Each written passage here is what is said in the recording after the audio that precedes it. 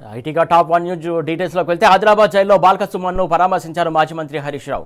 Kethanapalli municipal చైర్మన్గా ఎన్నిక సందర్భంగా జరిగినటువంటి అల్లర్ల ఘటనలో సుమన్పై పోలీసులు అక్రమ కేసు బనాయించారు. నిన్న సుమన్ను అరెస్ట్ చేసి Mancherial first class additional junior civil judge ముందు ప్రవేశపెట్టగా ఆయన 14 రోజుల జ్యుడిషియల్ రిమాండ్ విధించారు. దీంతో సుమన్ను పోలీసులు ఆదిలాబాద్ జైలుకు తరలించారు. ఈ నేపథ్యంలో ప్రభుత్వ తీరుకు నిరసనగా బీఆర్ఎస్ నాయకులు మంచిర్యాల బంద్ పాటిస్తున్నారు. ప్రజలు కూడా స్వచ్ఛందంగా బంద్లో పాల్గొంటున్నారు. హరీష్ రావు వెంట బీఆర్ఎస్ నేతలు భారీగా ఆదిలాబాద్ జిల్లా జైలు వద్ద చేరుకున్నారు.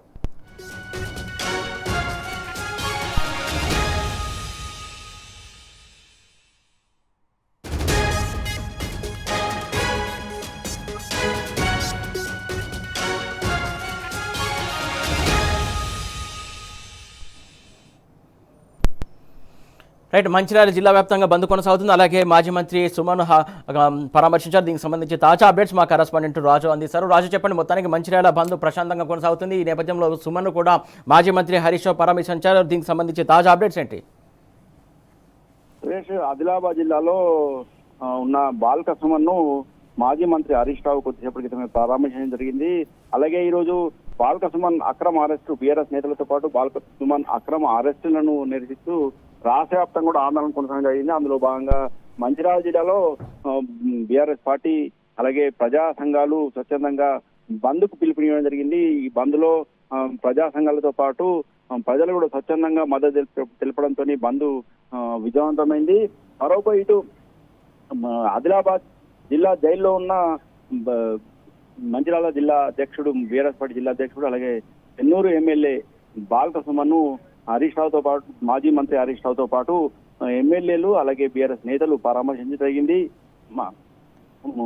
మాజీ మంత్రి హరీష్ రావు వెంట ఆసిఫాబాద్ ఎమ్మెల్యే కోవలక్ష్మి, అలాగే బూత్ ఎమ్మెల్యే అనిల్ జాదవ్, మాజీ మంత్రి జోగురామన్న, మాజీ ఎమ్మెల్యేలు దివాకర్ రావు, దుర్గం చిన్నయ్య, అలాగే ఆర్మూర్ మాజీ ఎమ్మెల్యే జీవన్ రెడ్డితో పాటు బీఆర్ఎస్ నేతలు ఉన్నారు. జైల్లో బాల్క సుమన్ను పరామర్శించిన తర్వాత జైలు వద్ద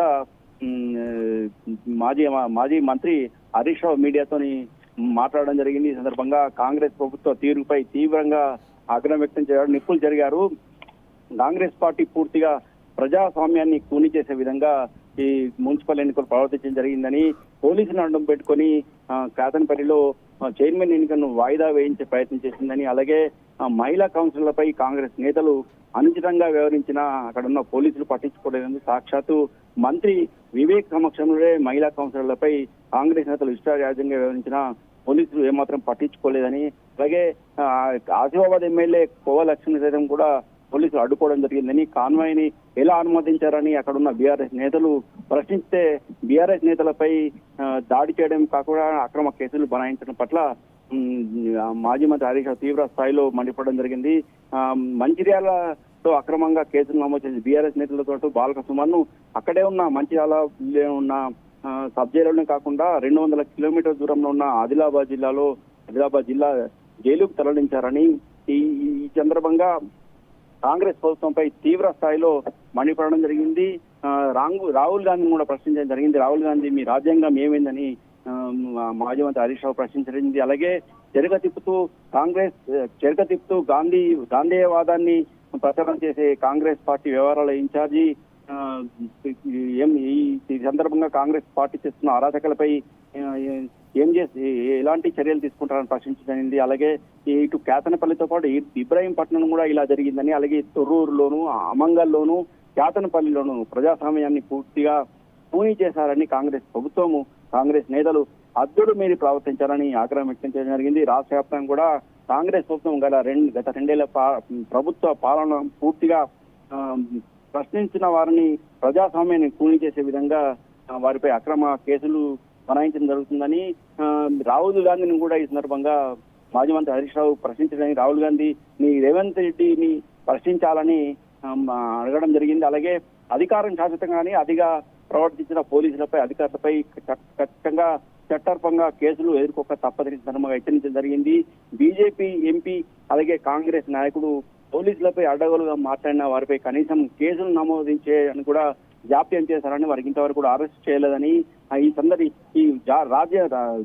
రాష్ట్ర వ్యాప్తంగా కాంగ్రెస్ ప్రభుత్వ ప్రజాస్వామ్యం కూని చేసిన విషయంలో ఇప్పటికైనా గవర్నర్ జోక్యం చేసుకోవాలని, అలాగే ఎన్నికల కమిషన్ ఏం చేస్తుందని ప్రశ్నించడం జరిగింది.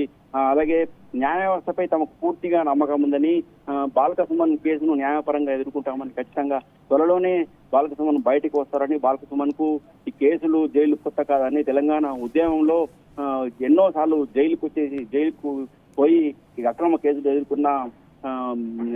ఎదుర్కొన్న బాల్క సుమన్ కు ఇలాంటి కేసులు ఏం చేయలేవని చెప్పడం జరిగింది.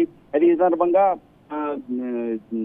మాజీ మంత్రితో బీఆర్ఎస్ నేతలు వెళ్లి సుమన్ ను పరామర్శించిన సందర్భంగా గేటు వద్ద బైఠాయించిన బీఆర్ఎస్ నాయకులు కార్యకర్తలు మాత్రం కాంగ్రెస్ ప్రభుత్వానికి వ్యతిరేకంగా నినాదాలు చేయడం జరిగింది. కాంగ్రెస్ ప్రభుత్వం ప్రజాస్వామ్యాన్ని కూనీ చేస్తుందని, బాల్క సుమన్ పై పెట్టిన కేసులను వెంటనే ఎత్తివేయాలని డిమాండ్ చేయడిందని, అలాగే బాల్క సుమన్తో కూడా బీఆర్ఎస్ నేతలను బేషరతుగా విడుదల చేయాలని చెప్పేసి కూడా ఈ సందర్భంగా రాజు అంటే బేషరతుగా విడుదల చేయాలని చెప్పేసి కోరుతున్నారు. కాకపోతే పెట్టినటువంటి కేసు మాత్రం మామూలు విషయం కాదు. అసలు జరగని ఘటనకు సంబంధించి సంబంధం లేనటువంటి కేసు బనాయించారు. దానికి సంబంధించి హరీష్ రావు ఎలా స్పందించారు?